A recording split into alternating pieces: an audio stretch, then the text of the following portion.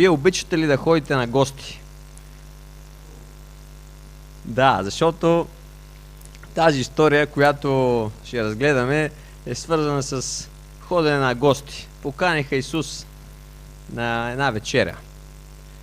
И четейки Божието Слово, разбираме, че Исус Христос обичаше да прекарва време с хората. Да ходи на гости, да бъде сред тях, да вечеря, да обядва, да ги храни. Защото според еврейското разбиране, нали, човек да вечеря или да обядва с някого, да сподели храна, означава да сподели живота си. И Исус прекараше време с хората. Даже го обвиняваха, че той яде и пие с грешниците, с бирниците, с митарите, и фарисеите го подиграха за това нещо. И преди да прочетеме пасажа от 7 глава, от 36 стих до края, искам само с няколко думи да спомена какъв е контекста на историята, за да може да разберем по-правилно. Това, което се случва в 7 глава на Евангелието според Лука, е, че Исус Христос изцелява слугата на един стотник в Капернаум. Стотника праща хора до него, го моли Христос да дойде в дома му, за да изцели слугата му. Но в крайна сметка, още преди вече Исус, като разбира къде трябва да отиде, той праща хора и казва: без една дума, ако кажеш, слугата ми ще бъде изцелен, защото аз съм човек, който е с власт, знам, разпореждам се на други хора. Една твоя дума е достатъчна. И Христос казва: казвам ви, такава вяра в Израил никъде не съм намерил. Следващата случка е в това, че Христос отива в един град Найн и там изцелява, т.е. не изцелява, възкресява сина на вдовицата от Найн. Единичък син, единствен, той го възкресява. И следващата история е за това как Йоан Кръстител праща няколко свои ученика да го пита: ти ли си онзи, който трябва да дойде, или друг да чакаме, защото той е в затвора? И Христос казва на учениците му: кажете на Йоан това, което виждате. Мъртви се възкресяват, болни се изцеляват, слепи проглеждат, глухи чуват. Това е.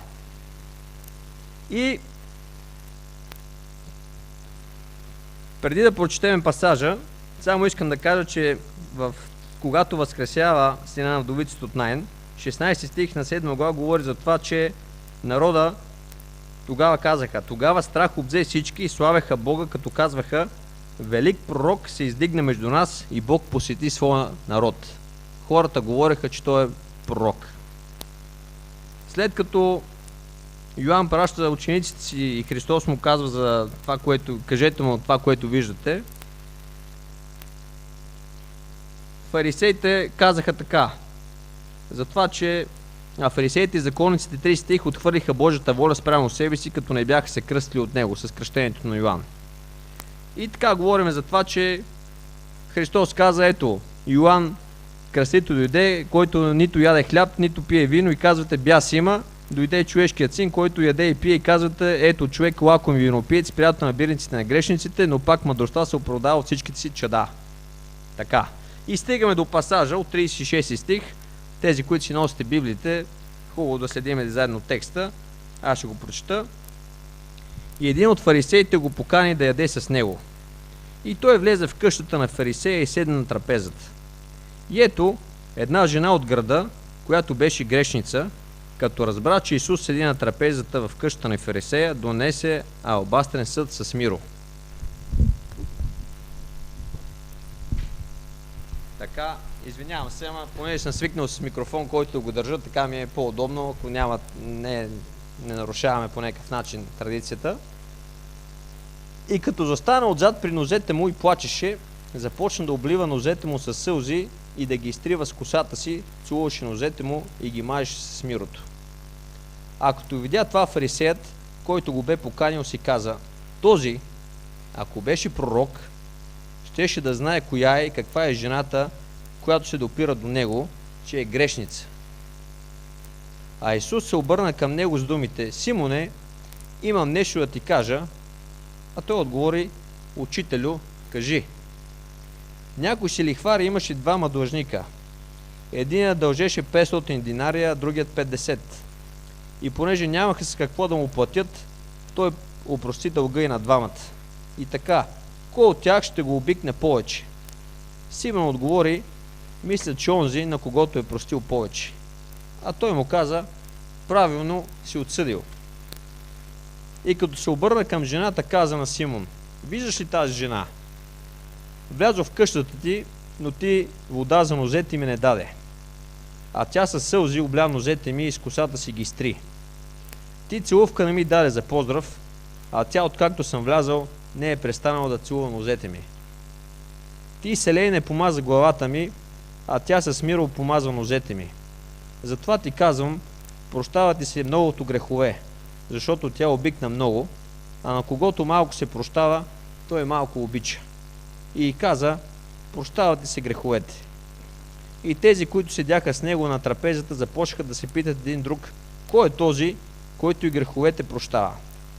Исус каза на жената: твоята вяра те спаси, иди си с мир. Амин. Започнах с това, че не знам как е при вас, но може би като навсякъде тук на Балканите, обикновено човек, когато ходи на гости, носи нещо. Аз поне така правя. Дали ще кутия бомбони, дали ще бутилка вино, няма значение, с празни ръце не отивам. Има някои, които могат да ходят с празни ръце на гости, аз не съм от тях. В древен Израил, по времето на Христос, това, което четох, е следното, че има обичай, той от разговора тук, това, което четеме между Христос и Симон, се разбира, че има един обичай по посрещане на гости. Това, което е интересното, е, че фарисея Симон покани вкъщи Христос на вечера или на един обяд. Най-вероятно след богослужение в синагогата. И Христос прие да отиде. Не знаем дали е занесъл нещо или не. Обаче, обичаят по посрещането на гостите е бил следният. В древен Египет, в по-заможните домове, е имал един слуга, който посреща важните гости и ги помазва с масло или елей. Такъв е бил обичаят. Това, което се случва тук, е, че от разговора разбираме, че Симон не е спазил този етикет. Може да не е имал слуга, но явно той е трябвало да направи следните неща. Да предостави най-малкото една прегръдка и целувка за госта. Тук отварям една скоба. Не знам колко от вас така Гаго, откак го познавам, може би е чел тази история, той винаги подхожда по този начин. Прегръщани, целувани, етикетцията е спазена, няма грешка. Обаче този Симон не даде нито прегръдка, нито сложил масло на челото на Христос, нито вода за неговите нозе, където в пустинята обикновено хората са ходили с сандали през пясъка. Това води мърсотия, поне да се измият. Както Христос изми краката на своите ученици малко преди на Тайната вечеря. Всъщност това миро или този елей, за който става въпрос, е било мехлем, който се е слагал на сбор от билки, масла, които много освежавали и успокоявали кожата. И това, което четох, е за това, че когато госта седне на масата, те му слагат едно малко парченце или мускалче от този елей и от температурата в стаята, телесна температура, това масло се стича по лицето и по дрехите на човека, на госта и създава една благоприятна атмосфера, въобще ухание е много добро. Това жените знаят. Кремове, парфюми, нещо, което освежава, чувстват да се караш, че ухаеш хубаво и така нататък. Това, което се случва в течение на разговора, е, че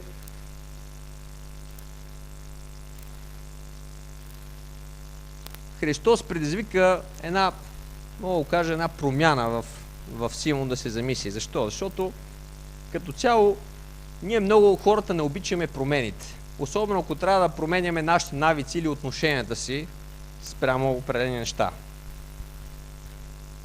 И това е била една от причините, поради които Христос е бил мразен от фарисеите. Защото той предизвикваше в тях една промяна, т.е. че нещо трябваше да променят в себе си, в своето поведение. И отварям една скоба, те много скоби станаха. Кои бяха фарисеите? Фарисеите бяха тая група, така приета от народа, група, привлекателна, избрани от тях, които в най-общите линии следяха за изпълнението на закона, да се спазва Тората. И те отговаряха за някои основни неща. Това да се спазва съботата, да се дават десятъците, въобще да има едни ритуални измивания, чистотата на религията да се спазва, така да го кажа. Изведнъж действията на Исус били предизвикателство за тяхната отдавна установена система от добри дела и себеправедност, защото фарисеите бяха най-праведните в цялото общество. Те изпълняваха всичко по буквата на закона, или поне така да си мислиха те. И виждаме случката, в която грешницата на града влиза в дома на градския светия, на Симон Фарисеина. И Симон, домакина, не е бил очарован от факта, че жената щедро показва своята почит и уважение към Исус, към неговия гост. Нещо, което той не направи. Защо не го е направил? Може би се е мислил, че Исус не е достатъчно добър, за да Симон да го посрещне по етикетцата, по която се посрещат гости. Тоест, че един вид Христос не е равен на Симон. Че Симон е повече от Христос, повече от който да бил друг, защото той е праведния. И като прочел себеправените мисли на Симон, Исус веднага провокирал собствената доброта, като му разказва случката с двама длъжника, които имали да дължат на своя господар, единия повече и другия по-малко. И го питал, кой от тях ще го обикне повече. И Симон правилно отсъди това, на който е опростено повече. Един вид Христос му казва, правилно отсъди в тая притча, която казвам, обаче неправилно отсъжда за мене и неправилно отсъжда за жената, която влезе в къщата ти. В днешно време това, което четем, няма как да се случи. Защото ние си живеем в едни апартаменти, къщи, заключваме вратата веднъж, два пъти. В нашата входна врата е с чипове, не мога ако влезеш, трудно излизаш. И аз си представих как изведнъж Христос е поканен на една вечеря. От разговора разбираме, че имало и други хора, които седят на трапезата, защото те казаха накрая, кой е то, който прощава и грехове. И аз си го представям, че това е нещо като един вид на село. Аз ходя на село и да ви кажа, имам двор около декар, външна врата, която постоянно седи отворена и съм на двора. Много пъти, докато работя нещо, може да влезат хора, които аз няма разбера, че са влезнали. И изведнъж ще си работи, идва комшийката, Алекси, какво правиш? Те се радват, че аз идвам от време на време на село, идват да си говорят с мене и така нататък. И за мен е случай нещо подобно. Седят в къщата на Симон Фарисея хора и изведнъж достъпът е отворен. Идва тази жена и сяда до краката на Христос. От разговора, много интересен разговор, поне на мене, 16 стих, който ви прочетох, беше за това, че велик пророк се издигна между нас и Бог посети своя народ след възкресяването на сина на вдовицата от Наин. Идвайки жената и почвайки да плаче, да облива нозете на Исус и изтрива, виждайки това, Симон си каза, този, ако беше пророк, един вид Симон най-вероятно е поканил Христос на вечера, за да разбере аджиба наистина ли това, което говори народа за него, че изцелява, възкресява, наистина ли това е този човек. И казва, и си мисли, че поне е пророк, защото народът така казва. И си казва, този, ако беше пророк, щеше да знае коя е тази жена и че е грешница. И вижте разговора, много интересен, защото Исус се обърна към него и му каза, Симон, имам нещо да ти кажа. И забележете, той отговори, учителю, кажи. Вече не е пророк Исус за него. Веднага го снижава и казва, учителю, нали, рави. И Исус с тази, нали, притча и с това, което му говори за длъжниците и за етикетията, му каза, прощават ти се многото грехове, защото тя обикна много. Един вид 7 глава започва с това как отдалече стотника, нали, че вярата на стотника в Христос изцелява неговия слуга, и тук завършва с това, че Христос говори, твоята вяра те спаси на тази жена. Прощавате си греховете. Цялата глава започва с вярата и завършва с вярата, това, което се случва.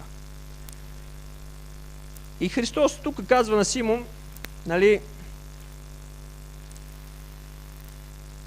акцентира неговото отношение на себе правилно. Си му казва, на когото малко се прощава, той малко обича.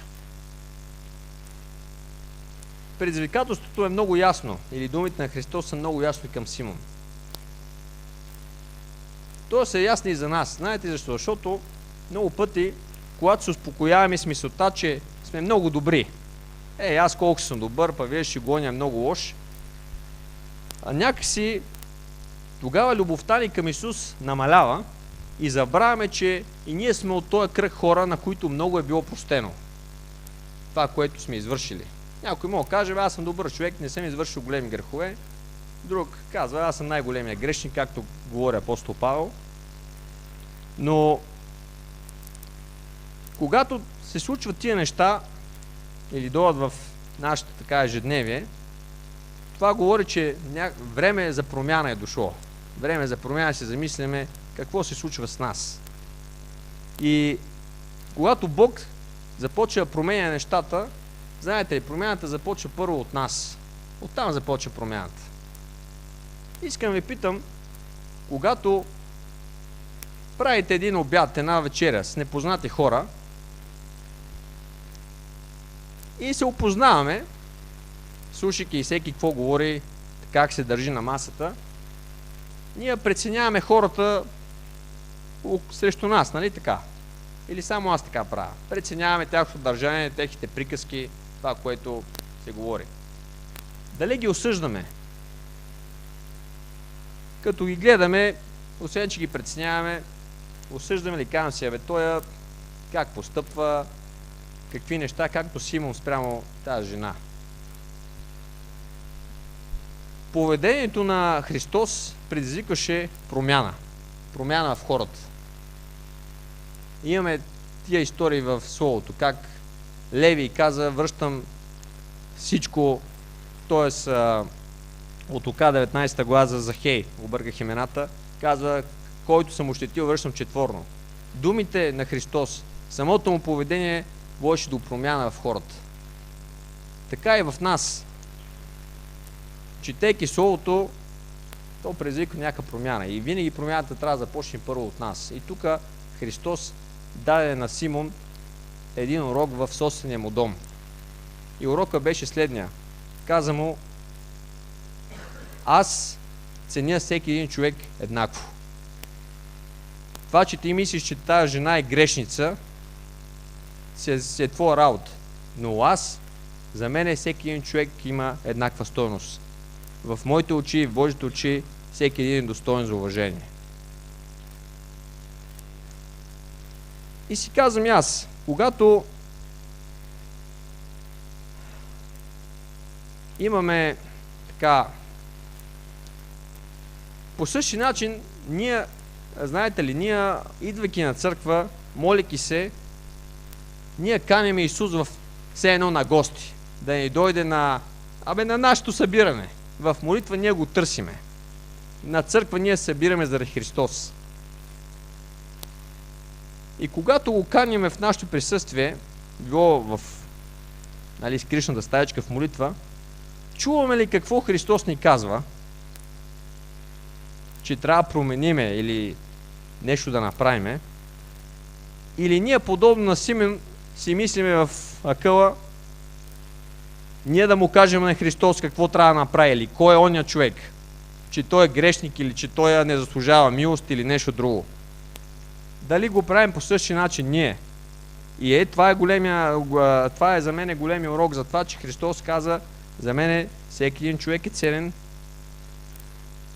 и да го чуваме какво той ни казва на нас. За себе си и за хората, които са около нас, с които ни среща. И в крайна сметка не е важно, когато се събираме, да правим тежки трапези, т.е. приготовления, много храна, богата храна. Важно е да се събираме често, може да е на една салатка, на едно хлебче, обаче да имаме широко отворено сърце. Или с други думи, не е важно какво ще сложиш на масата, важно е какво ще извадиш от сърцето си. Защото Христос поиска от Симон нещо, което е елементарно и не се изисква много за всеки един човек. Той каза, вода за нозете ми не даде. Прегръдка не ми даде, целувка ми не даде. Колко струва една прегръдка? Колко струва една целувка? Колко струва едно просто отношение на това да види, че човек е приет от среща? И това за мен е големия урок за това, че тази жена, влизайки в дома на Симон Фарисейна, тя преодоля много срам. Преодоля това, което другите говореха или си мислиха за нея. Смущение, срам, за това, че тя беше грешницата на града. И тя отиде, седна и изми нозете на Христос със своите сълзи. Фактически, това, което имаше със себе си, това направи за него. Сълзите бяха водата, която Христос поиска. Целувката тя целуваше краката му постоянно. Избърса ги със своите коси. Не с кърпа, не с дрехите си.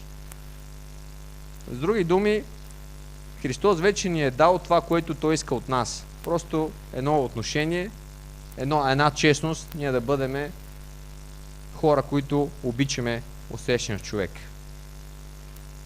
И това миро, за което говорихме така, че в древния свят е било едни мехлеми, които с течение на времето, колкото по-дълго време минавало и те се събирали в албастрени съдове, както четеме, те стават толкова по-ценни, толкова по-качествени, толкова по-скъпи. Както е хубавото вино. Хубавото вино, колкото повече отлежи, става по-хубаво, когато е бутилирано по правилния начин, нали, в стъклена бутилка, не в пластмасово шише.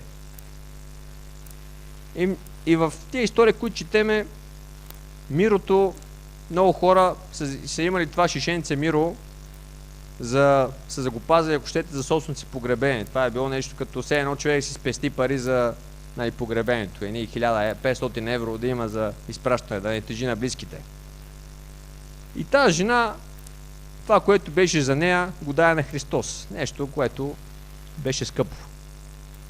Фарисейна имаше възможности, най-елементарните нужди на госта не посрещна. И Христос даде и то урок на Симон за това, че Бог на горделивите се противи, на смирените дава благодат. Интересно беше, че в целия разговор Христос се обърна само с 2 фрази към жената и каза 48 стих: прощавайте си греховете. Тя дума не обели. И 50 стих каза Исус на жената: твоята вяра те спаси, иди си с мир. Аз съм този, който един вид прощавам или изцелявам. И както фарисейна подходи с това, че той пророк даже не е, Христос затвърди се с тази история, каза: аз съм много повече от това, което си мислиш ти. Аз съм той, който прощавам грехове.